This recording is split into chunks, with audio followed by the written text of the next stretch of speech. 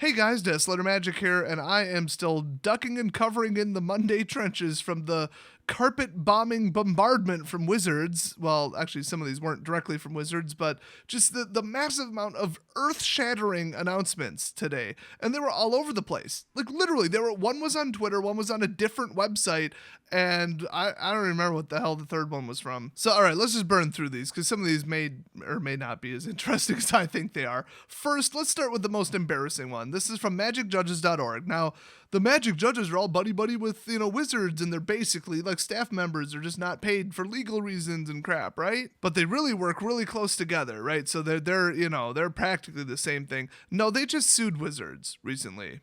A lot of judges hate Wizards of the Coast. That's all I'm going to say. Either that's they have issues with individual staff members, collective staff members, company decisions, card quality, the way they treat the judges, whatever. So there's the Judge Association, there's Wizards. They really are somewhat separate.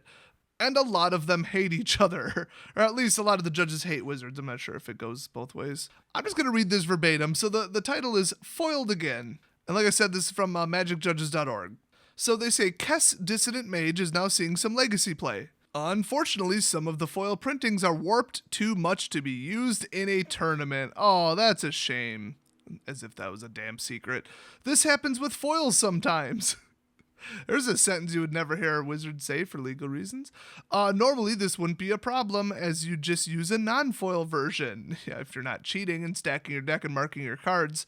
But Kess doesn't have one, and that is true. She was from a commander set, and she was only ever printed in foil. And that's it. And we all know foils curl. I mean, it's like they said, this happens with foils sometimes. And if they curl too much, you can see it in the deck. You can tell if it's the top card. I mean, there's nothing you can do. The product is defective. It always has been. And Wizards has stated on the record, their staff members have said that they are purposely not fixing the foil curling problem. In fact, I think it was Mark Rosewater who said it. It was some BS reason about like the cards would be worth too much and people would want to keep them, not play with them, or like it made no sense what he said, but he did admit that they know about it and they're not fixing it. Anyway, mini rant about foils curling over. There's nothing you can do. So this is where my knowledge ends here, but I'll try and fill in the gaps with probably very inaccurate information. But second paragraph is, as the number of foil-only cards increases, the odds of similar situations also increases. I'm going to skip that part in parentheses because it has nothing to do with this entire paragraph. As a result, we're extending the proxy policy to also apply to situations where the card is only available in foil. This is the only extension. Cards that have a non-foil printing cannot be proxied. So the way I understand it, which is just like hearsay, is if a card is too damaged or deemed to be marked or unplayable, whatever, but it is a legit real card, it's not a counterfeit, I guess the judges will go like get you a proxy or make you one or something. I think they just have like white unprinted cut blanks that are the same, everything. They're on the same paper, they're bonded, and then they just get out a pen or a Sharpie and they're like, here, have a crap version of the card. And then all you have to do is somebody's like, what's this? It's a hand-drawn card. What the hell are you trying to pull? You say, here's the real one. And that's that. But I believe it has to be handled by the judges. So I guess when you go to like check your deck in or whatever, I have no idea. I just don't give a shit about competitive Magic, and I never will. It's a complete waste of everyone's time and money. Between the number of people cheating, the lack of Wizards doing anything about it, and the fact that people get 3 rounds of free buys to basically rig the tournament, it's a joke. But anyway, if you have a card with like a corner missing to the point where you could feel it through the sleeve and be like, oh, it's that card's next, ha ha ha, or whatever, it weighs less or it's water damage or something. I don't know if those are all real scenarios, but you can have the judges go make you a proxy. So they're extending it where you could be like, this card is curved as hell. They'd say, well, then use the regular one. Stop using a marked card. Because remember, cards that are bent in any way are considered marked. That is the rules. So you could just say, can I get a proxy? This thing's unplayable. And they'll be like, all right. So that's a new rule, new policy. Otherwise, I mean, everybody would want a proxy because I heard that like an official judge proxy, I assume they stamp them or sign them or something to be like, hey, we made this. This is real. This is not the other person making a proxy in their basement. I heard those can sell for some money because they're very uncommon, so people would come up with all kinds of fun reasons to get them. So maybe that's not the exact proxying process, but I've heard, some people say that that's approximately how it works or whatever. I'm going to cram the other news stories in here too, because why not? So Zach Elsick, whoever that is, tweeted this out because Twitter is where I go for all my important rules changes. Why this isn't on Daily MTG, I couldn't tell you. Anyway, he tweeted out players having to organize their play area in a specific way for the on-coverage rules enforcement level now applies to all competitive and professional REL events. So there is no more on-coverage REL, I guess. It's just being merged with competitive and professional. So just anything at, a GP or Pro Tour. There's only one rule I've ever heard of that's different for on-coverage, which now applies to everything, and that's you can't have your lands in front of your creatures. Oh, and you aren't allowed to have cards upside down. Also, number 2 was you couldn't have your cards upside down. Why? I mean, they're all 90 degrees either left or right, so I don't know why that was a big thing, but whatever. So that now applies to day 1, day 2, whether you're on camera, whether you're not, top 8, top anything, anyone. Obviously not like F&M or casual, but that's pretty good though, because those rules needed to be enforced. Oh, there is an exception before I go on. He says you can ignore this rule when not on coverage only if both players mutually agree on a specific layout. Okay, so if both you and your opponent are extremely weird or whatever, and you both play with your lands in front of your creatures, which I think is just dishonest and misleading and trying to hide something, basically you can do that, but only if you both agree and know it's happening, I guess. Whatever, can we all just agree to not do that? Just put your stuff where it's supposed to go. You know where it's supposed to go. Speaking of, we all know what you're doing. Aaron Forsyth, the head of, he's a senior design director, and I thought he had something to do with testing and R&D. So why he can magically state rulings, I don't know, but he tweeted in response, note that this rule includes where Dryad Arbor must be placed when on the battlefield with your creatures. So in other words, on the same line as your creatures. And then he put in double quotes, hiding it in your lands is a punishable offense. Amen to that. We all knew what these people were doing. We knew why they picked that artwork. We knew why they were putting it on their landline. It was to hide it, to make sure that maybe there was a chance their opponent would miss it, and then they'd make a mistake and you'd be able to take out one of their creatures or whatever. We all know what they're doing, and everybody knows that in MTGO, the Dryad Arbor goes up on the creature line so that you can't miss it because it's a creature. So I don't know where Aaron got from that statement this. I mean, were you not allowed while you're on coverage to put your Dryad Arbor on your landline? Because somebody literally just did that. And then he goes on in a later reply to the tweet saying this actually covers all creatures because people like to apparently hide their birds of paradise on their landlines. I'm wondering if when you use the ability of a man land, if you have to move it up to your creature line then. I mean, everybody does it, but could somebody maybe just say, I'm activating this and leave it on the landline? Probably not right now. I'd lean towards no. So, I mean, just taking Aaron's word for it, which is not really a part of the judge program as far as I know. I could be wrong.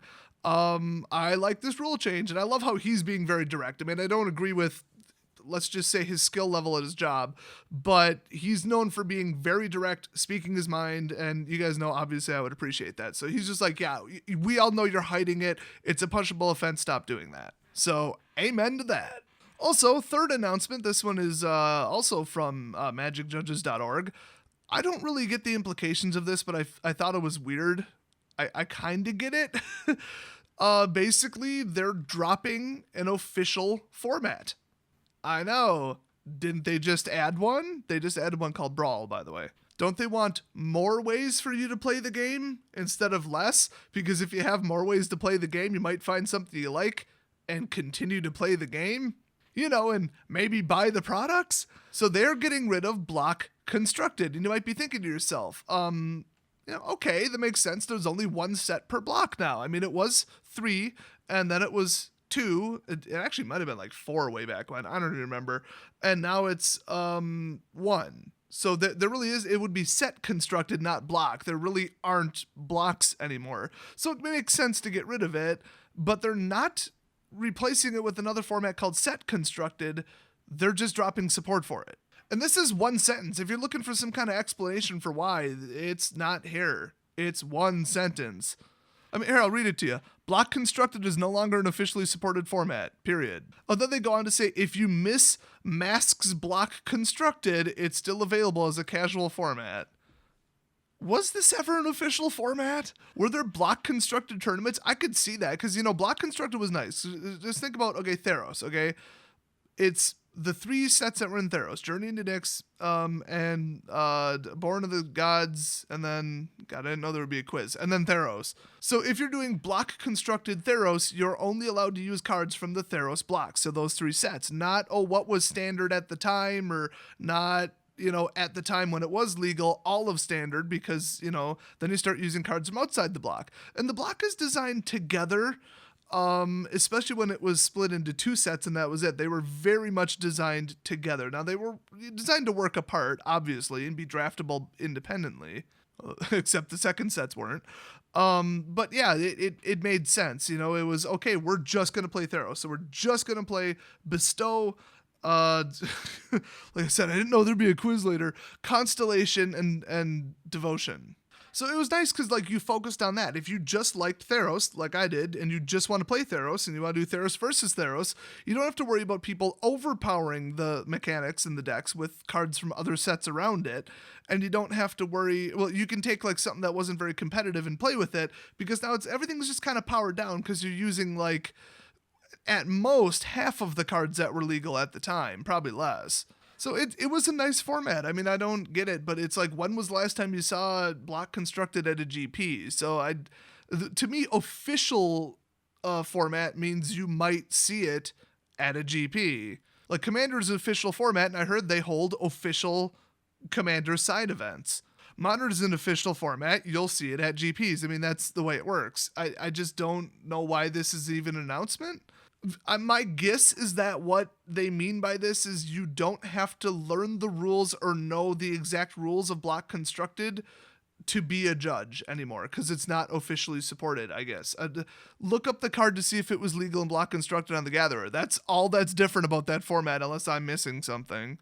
Other than that, it's basically just regular constructed. I mean, I don't get why they'd have to drop it. It has one rule. Make sure the card was in the block and it wasn't banned. So I don't know, maybe it was at some kind of weird throwback tournaments. Like they said, Masks was huge for block constructed, I guess. So I don't know, I guess just now it's casual. I mean, if you want to play it, play it. I mean, it's just like it was yesterday or last week. If you want to play it, play it.